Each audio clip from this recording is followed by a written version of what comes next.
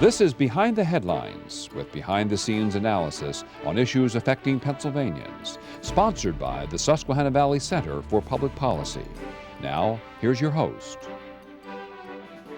Hi, from Philadelphia to Erie and from Scranton to Pittsburgh. It's Behind the Headlines. I'm Charlie Greenawalt, Senior Fellow of the Susquehanna Valley Center of Public Policy. And today we have a special show. In 1976, I was a graduate student at the University of Virginia, and we were celebrating the bicentennial of the United States. And a special guest came to the University of Virginia to deliver an address in President Ford's armored limousine, and that was Queen Elizabeth II of the United Kingdom. She delivered a wonderful address, a very inspiring address, and then she went on to Washington and spent, I believe, 2 weeks in America on that trip. But we find that her reign of 70 years in the United Kingdom has just come to an end as she has passed, and she was the longest reigning monarch in the history of the United Kingdom. And because of the special relationship with the United States and with Pennsylvania, we'd like to do a special show today about her life. And we're fortunate enough today to have a wonderful guest with us, one of the best persons in the United Kingdom to talk about the Queen's life, and that is Christine Constable. Christine was the vice chairman of the English Democrats Party for many years, and she is a frequent commentator on British life, politics, and history. So welcome to the show, Christine. We'd like to start out with your view on what the legacy of Queen Elizabeth II is. Well, I think it's an amazing legacy, it really is. I think what the Queen managed to demonstrate, probably to the whole world, is that real power doesn't have to be brutal or dictatorial or even partisan. That through her own example, she was able to win respect and persuade people. So she was so well loved across the whole world because of it. I mean, she wasn't responsible for the 1,000 years of the British history, but she felt the weight of it. And she tried to heal wounds and make friendships and network into the modern age. Her legacy has really, to demonstrate that with empathy and caring for people and understanding and taking time out to understand, you can actually influence people without being partisan and without being too forceful. I mean, she was quite a gentle person with good persuasion. She managed to influence so many different things. So I think it's a very unique legacy, and she wasn't really fish nor fowl. She wasn't a politician, but she wasn't not a politician. So, you tell me. It's quite impressive. Well, will the death of the Queen affect our special relationship between our two countries, the special relationship between the United States and the United Kingdom? And I wondered what your thoughts were on how the Queen contributed to this special relationship that our two countries have always had. Well, I don't think it will have any difference or any material effect. I mean, USA itself has known more than one monarch, and they come and go with regularity, of course. I think it's just exceptional that this particular monarch has had 70 years in the job. But I think that her son, King Charles, will be an admirable replacement, in as much as he has literally sat mother's knee over all these years and has been present when many presidents have come to visit. And he, like the Queen, loves the United States, has plenty of friends over there, has hopefully when he becomes king, he'll be able to come over and renew many of those acquaintances. But I doubt that there will be any particular problem or any particular difficulty. I mean, we share so many different things. Our rich tapestry of relationships. In that, the monarchy is just one part of it. We have so many in business, in politics, in defence, in intelligence, in culture, and all of these different things. So I don't think that there'll be any material change. Absolutely not. No. Okay. The longest apprenticeship one has ever heard of, isn't it? For Prince Charles. Well, how will the United Kingdom deal with this situation you find yourself in at present? You're having to install a new prime minister and a new sovereign, a new king, in the same week, Christine. How is that possible? Well, even the United States has some weird and wonderful things that happen on the state. This is our one.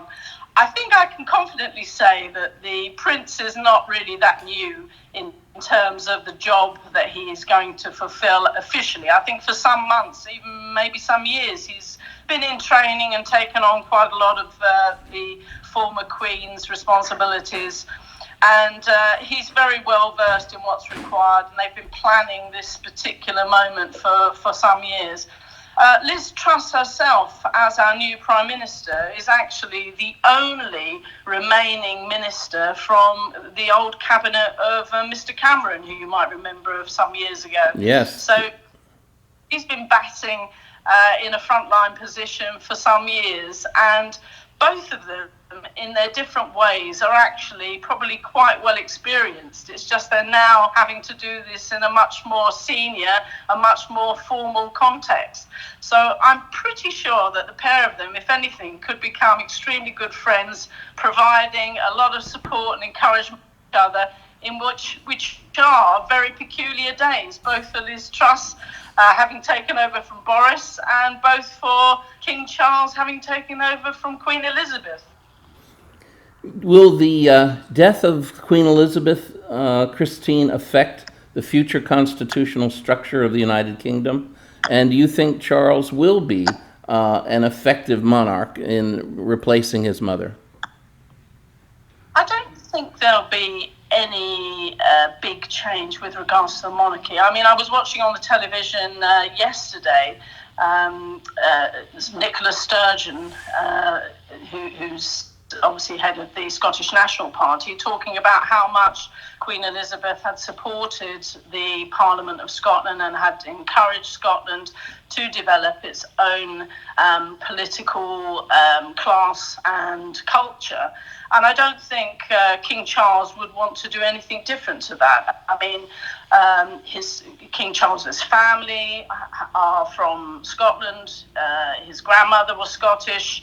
He has his Balmoral estate up there. He loves Scotland. And I think from a monarchy perspective, nothing will change. I mean, obviously, the issue of Scottish independence is a political issue, which is probably more in the realm of Liz Truss having to deal with that. But I think the general feeling is that the people of Scotland were asked whether they wished to leave the Union back in, I think it was 2014, and the answer was no. And that at that time, Nicola Sturgeon said this was a one-in-a-generation vote. And I think that's what many of us feel is the case. I mean, I know that King Charles has a lot of empathy for Scotland, and I think he'd like to spend more time trying to understand what the problems are. But I think that, within the United Kingdom, we're 67 million people. Scotland by itself is just about 5.5 million people. It makes so much sense to work together as one of the most successful United Kingdoms that there has ever been. It would seem to throw out all those years of successful, family relationships, and it doesn't really make any sense. And I think that the King will try very hard to try and remind everybody that we're better together and we're bigger as a whole than we are in our individual parts. Yeah, there's an old quotation that I'm familiar with that says, of course, the United Kingdom Great Britain is only great if Scotland and England are together. but that came up just before the vote on Scottish independence some years ago. But do you think that the death of the Queen will help heal the rift between the royal family and Harry and Meghan? Something that's publicized quite a bit these days. I mean, I think for a lot of people in Britain, we're all a bit mystified about how it seemed to have gone so very wrong. And I've read quite a lot about, what lay behind it. I mean, I have to say, I think from a personal perspective, I think it's got more to do with a culture clash than anything else. I mean, I think with regards to Meghan being American, I think she probably didn't understand the essence of royalty, because the thing about royalty is it's always been, or certainly in its modern innovation, it's about selflessness, and it's about putting everyone else before yourself and not seeking any kind of reward by being part of the institution. And I don't think that Harry probably gave Meghan sufficient support and encouragement and understanding to get that kind of view of the institution across, because I think she seems to me doing nothing more than any American would, being in that situation, thinking, well, this is great, I've got a platform, I can do this, I can do that, I can make my views felt in lots of different places. Unfortunately, the royal family, that is not what it's about. The royal family, actually, it's about being a kind of mirror where people reflect into you, not you reflecting into the mirror, if you understand what I'm saying. And yes. I think that, unfortunately, it's a cultural misunderstanding that Meghan is struggling with. And I think the only way that will become easier is over time. But I agree with you. I think that there has to be a rift mending for that process to take place. And I certainly and sincerely hope that following the Queen's passing, that rift does become closed. Okay. Could you give our viewers some sense of what the framework of the funeral is and why it's designed this way, starting in Scotland and working its way down to London? It seems to involve the whole country. Well, it is, and it will be involving the whole country. I think actually in some ways Scotland's been quite fortunate that the Queen passed away in Balmoral, because what that meant was that there was an opportunity for her to be taken from the Balmoral estate and then taken to Edinburgh so that the people of Edinburgh could and pay their respects.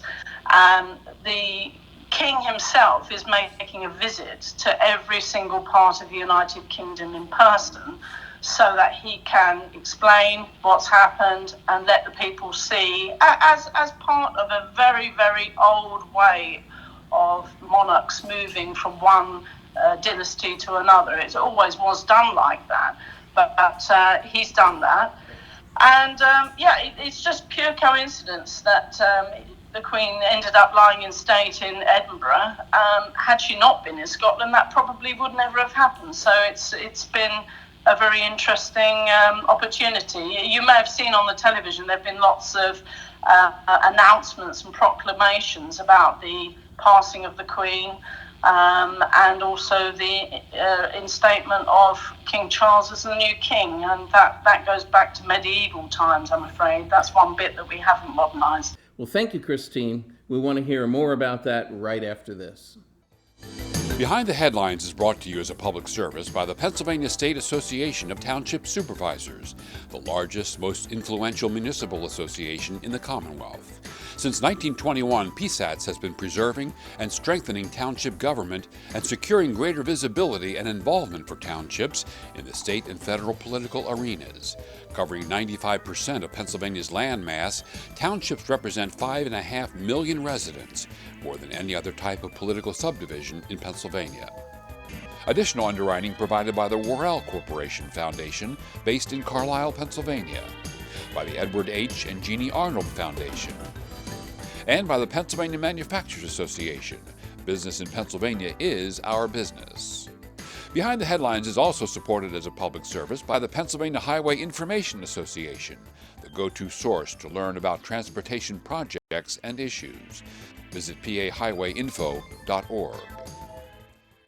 Welcome back. We're talking with Christine Constable from the United Kingdom about the passing of Queen Elizabeth II of England. We find that, of course, this is one of the most momentous reigns in modern history, and has a great effect on the United States due to our special relationship. Christine, welcome back. We want to ask you, we touched on the Scottish independence movement, and I remember when that vote took place, and I remember that the Queen actually played a part in that. I think she went to church on the Sunday before the vote, and she was asked as she left the church what she was hoping would happen for the vote, and she simply said, let's pray.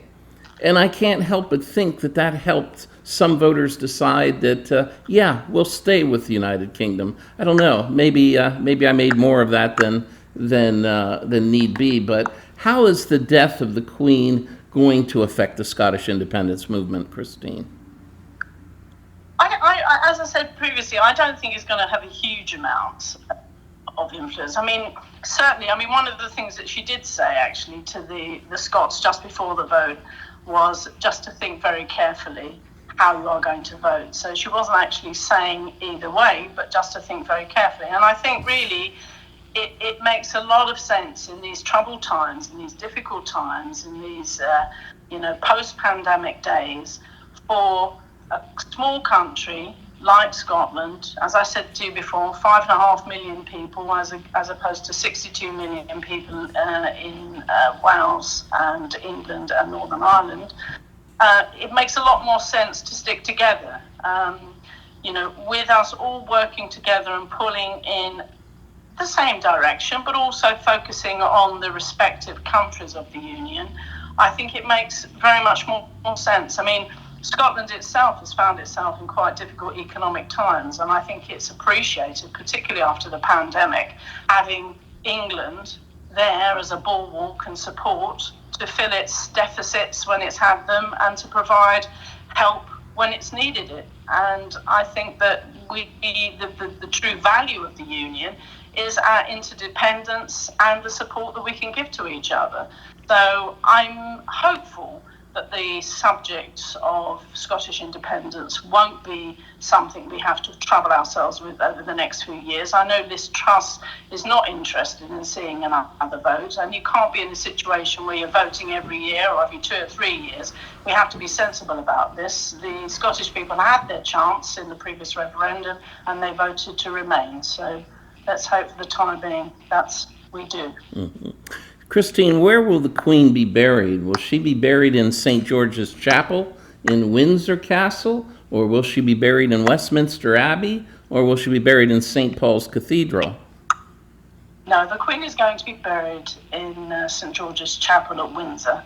Her father's buried there, her mother's buried there, her sister Margaret's buried there, her husband's buried there, and she will be buried there. They made a lot of extensions to the burial chambers in 1969 with a view to having the modern iteration of the royal family to be buried in St. George's Chapel. Obviously I can't speak for Charles, King Charles rather, or for Prince William, but I would think that is the place where this particular Windsor dynasty will all be buried. Well, why were modern monarchs not buried in Westminster Abbey any longer? Did they just run out of space? Probably the truth of it, because it's a very old building, and it might not be that straightforward to start building cellars beneath it. And I think that Windsor Castle has a big sort of heart for the royal family. It was actually from William the Conqueror built that from 1066, so it's a very old place. But there was obviously more potential to extend it than there would be in something as old as one of the other cathedrals in the city of London. So, yeah, I think it just makes sense. And she's home. She loved Windsor. She loved being there. and it's a fitting place. Okay. Christine, what special ties did Queen Elizabeth have to America? Well, she knew and met 13 sitting American presidents, which is quite an amazing achievement. I mean, she rode horses with Ronald Reagan. She watched a baseball game with George Bush Sr., and she danced with former President Ford. She's entertained President Biden and President Trump at Buckingham Palace. And there's all sorts of different ties and relationships that many of us probably are not even aware of that's carried on. I think that she's always looked upon the United States as part of the family. I think, and I think that it's one of those things, when you are part of the family in both directions, you're a little bit taken for granted. So I think it's just that we look at you as cousins. I mean, many British people have moved to the United States. You have many of our laws. You speak English. So I think that, we have a mutual love affection, I think, for the United States. And I think the States do the same for England, and particularly to the Queen. I hope I'm not being impertinent in suggesting that, but that's how I feel. And I can't speak for the Queen, but that's how we feel, I think. Well, certainly in America, there's been a fascination with this topic and with the life of Queen Elizabeth. We find that her image has been on the front page of all the major newspapers, whether it be the Wall Street Journal, the New York Post, USA Today, and all the local papers. There she is, and it's been an event that's certainly been well covered. Before we get to wrap this up, you think the Commonwealth survives this change, Christine? Is the future of the Commonwealth jeopardized at all by her passing? Because I think, as with all things that the former Queen did, she made sure that the Commonwealth was going to be in good hands. And so what happened was, a few years ago, the Commonwealth indicated that although the role of leader of the Commonwealth was not hereditary, the Commonwealth did actually vote to keep King Charles, as he would become, head of the Commonwealth. And, when she first started the Commonwealth, I think there was only about 7 countries who were involved, and I think we're up to 52. And there are increasingly some countries, I think there's 3 at the moment, don't ask me which ones, but there are 3 at the moment who are not even, were never part of the former British Empire, who asked to join the Commonwealth. So that is amazing. Yeah, I think it'd be lovely, actually, if the USA would join the Commonwealth. Yes, some people have suggested that. Right, well, I'm a great fan of Kanzuk, I must say, and, maybe what I would like to have is Kanzakusa, and have the USA tacked on the back so that the world could come together as one, but that's my little fantasy. But yeah, I mean, she and King Charles will be staunch advocates of trying to encourage best practice and sharing democracy and all the good relationships across the Commonwealth, and we're looking forward to that in his tenure as king. Well, Christine, as you know, one of our board members from the past, Derek Hathaway, had been the president of Harsco, president and CEO, and he was a native Brit, and we were very lucky to have him on our board. He has passed now, but before he passed, he was given a special award by the Queen, and we'd like to end our program with a little tape that shows the Queen presenting him this award. And you were fortunate enough to have dinner with Derek and meet him, and we have good memories of his participation in for example, some of the formation of the Military History Museum in London. Yeah, he was a terrific sponsor, such a lovely man in the Churchill War Rooms in London, and dreadful, dreadful loss. Yeah, I mean, I suppose that's another incredible part of our relationship: finance, trade, and industry. You know, we are brothers in arms in many different areas, and we have a very similar culture. We see the world in very similar ways. Our values are very tied. Our legal systems are very tied, and I see that enduring right through into the next monarch and beyond. I think we're the best of.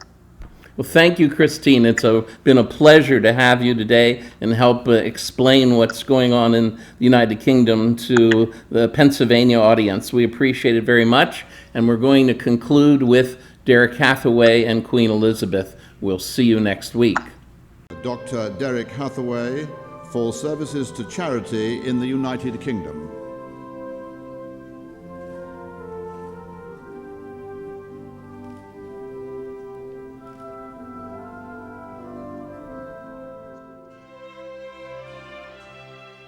Investitures are traditional, and I'm always absolutely fascinated by the people who come and all the things that they've done, and they all have different reactions. They all can tell you something different, and if you ask the right questions, or if if you know a little bit about what happens there, you can always, it is always different.